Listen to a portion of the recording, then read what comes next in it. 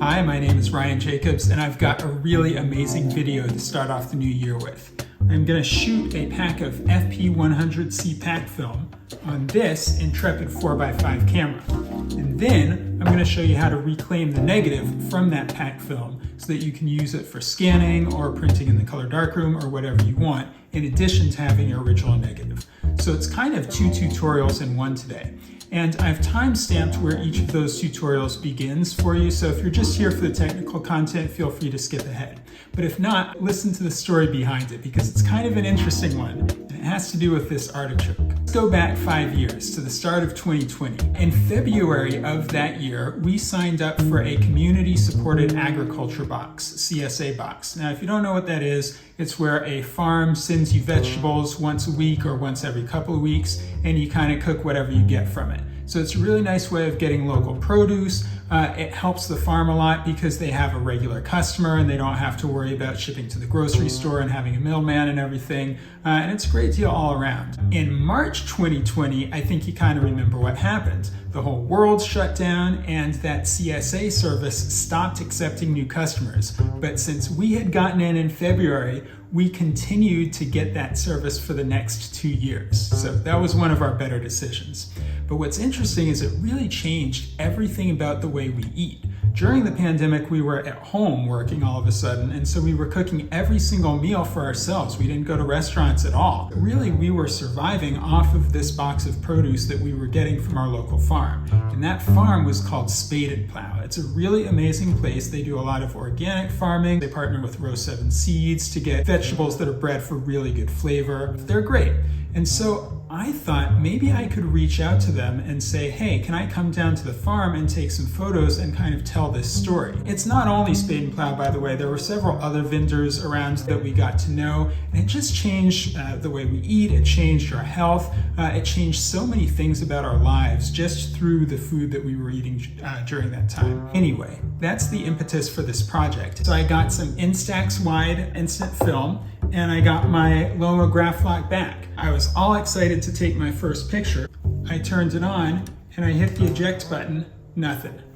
The light's on, batteries are in there, nothing happened. Now, by the way, I contacted Loma Graflok. I explained to them that I haven't used this thing a lot and it conked out on me. And so they agreed to send me a new one. They were really great about it. They had a couple questions about, what was going on. But that new one wasn't going to arrive in time for me to do the project that I wanted to do. So I thought, hey, I've got a few packs of these hanging out in my fridge, including one pack of FP100C Silk, which you'll see on the video. And I thought, I've been saving it up. This is my chance to use it. Let's go. I'm just going to open this up and show how to load it. So FP100C, and it's silk, which has this cool silky kind of texture. Open up the neck. Got a pack, looks like this. Inside is the cartridge. And this side faces out towards the camera, towards the lens. I'm gonna open this guy up. Opens up like that. And then the film is gonna go in here. These are the rollers, by the way. If they're dirty, you have to clean them. Now I take this, slide it right in there.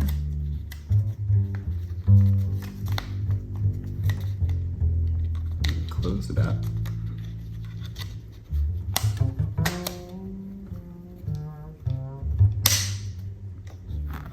Now, I pull this part out. And it's ready to go. Now I want to show you what we're going to do when we're actually ready to take the picture. We got to take the back off the camera and replace it with the Polaroid back that has the film in it, which doesn't have a way to hold it in, by the way, so you just have to press it against the back of the camera. When you open up the dark slide, make sure it opens up all the way, and now you take your picture. Once you've taken it, don't remove the back of the camera without the dark slide going all the way back in. So you get 10 photos per pack of FP100C, and the first photo that I took was of these two artichokes from Spade and Plow. You know, one of our favorite meals from the CSA box was to just steam an artichoke and serve it with homemade mayo mixed with a little balsamic vinegar. That's a condiment that my wife invented when we were trying to make stuff up to feed us during the pandemic. So now the Polaroid back goes on the camera. I'm going to set the shutter to bulb mode and the aperture to f/22. Going to open up the dark slide while holding the back on the camera. I'm going to click the shutter. And this was about a 9-second exposure. I was just counting in my head. I didn't have a timer or anything. I let it go, put the dark slide back in. And now I'm ready to pull out the film.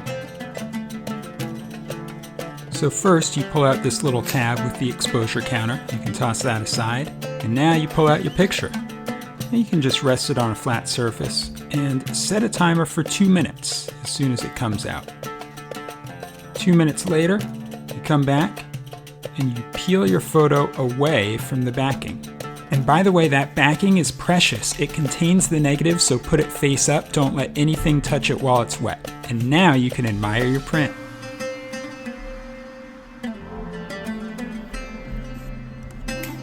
So next I took a picture of some honey nut squash from Spade and Plow. These things are great, by the way. If you've never had them, they're about half the size of butternut squash and they're way sweeter, so you don't need to add sugar or anything. And they cook pretty quickly because they're so small. So same situation, same exposure time, and there's the photo. Now, by the way, this squash isn't just for photographing, it's also for eating. I roasted it because I'm gonna make miso out of it. So I wanted to take a picture of the roasted squash and the koji rice. You know, during the pandemic, we got really into fermenting and preserving because we often had a glut of vegetables. But when you're cooking all the time at home, that's actually a really good way to add flavor to your meals as well. So I'm using artificial light here. I find FP100C responds really well to artificial light. You get super vibrant colors. And with a 4x5 camera, you know, the quality, the resolution is just unmatched. So here we go. Back's going on the camera. Open up the dark slide. And this one is going to be about 6 seconds at f/45.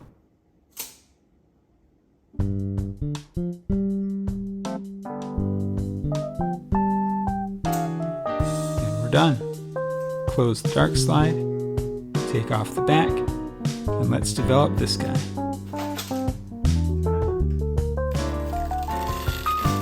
Peel it away, there it is. And by the way, once I had made the miso, I took another photo. There's that one.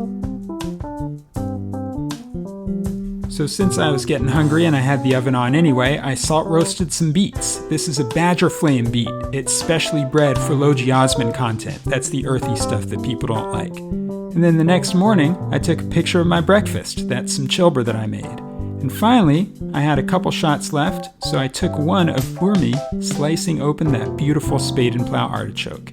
And by the way, this was one of my favorite shots that I took from the pack. So here are all the prints that came out nice.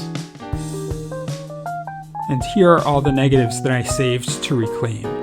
And let's go do that right now, because this is just one of the coolest things about FP100C. You get a negative back from it. You can't do this with Instax, you can't do this with Polaroid. Well, you can kind of do an emulsion lift, but that's way different. But this has a really sturdy negative that we're going to get back right now. And we're going to start by peeling all of this paper away, or at least as much as you can get. If some of it gets left on there, or if you can't tear it all off, that's fine. And now we're going to cut it right across this black line up top and right below the end of the negative down here. Grab your scissors, cut it as straight as you can, and then down at the bottom, just don't cut through the actual negative. Make sure to cut right below it. Now we have the emulsion side and the base side. We're going to tape it emulsion side down, base side up. So the very dark black side up. We're going to tape it to a piece of glass. I use painter's tape. Some people use shipping tape for this, which is better because nothing can get under there, but it's worse because it's hard to peel off at the end. So up to you what you want to use. And then since we're working with bleach, wear chemical resistant gloves. Now we're ready to go. Now you want gel bleach for this. You don't want it too liquid. You want it kind of viscous. You can see the consistency there. Pour it straight on. And then with a foam brush, just brush it around, kind of like you're brushing the emulsion for a platinum print. You guys know all about that because you subscribe to my channel, right?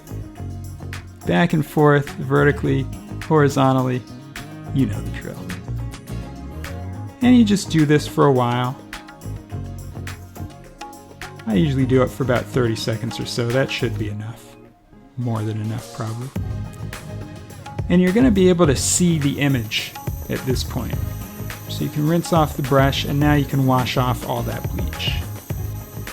You want to do this in sort of lukewarm water. You don't want it too cold or too hot. Just get all of that bleach off there. And now you can take your finger, with the glove still on there of course, and start rinsing more of the bleach off. And these negatives are actually pretty sturdy, so be gentle when you do this, but you don't really have to baby it. Make sure you do get all the bleach off. You don't want any left on there because then it can get underneath to the emulsion side, and that would be really bad. Now this tape was coming off anyway, so I just picked it off, but this is actually easier to do if you take your gloves off. So that's what I did, and then I removed the rest of the tape. And we've got our reclaimed negative stuck to the glass. Discard that tape, give it one final rinse, and we're almost there, but there is one last step to be done here. So I'm going to take the negative off of the glass very carefully.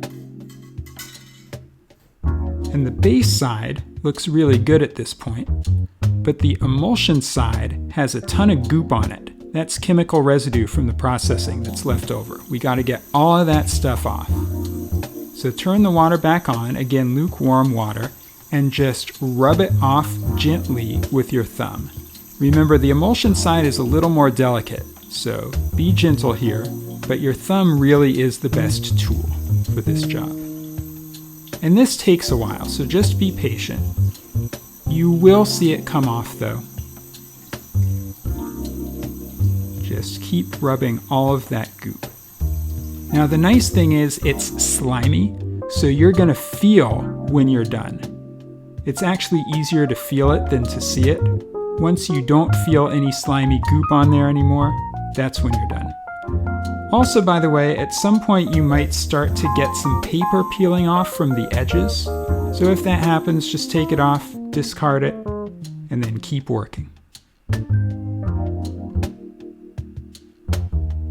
Keep rubbing all that goop off until you don't feel any more left. Finally, at the end, you should have a totally see-through negative with your image nice and clear.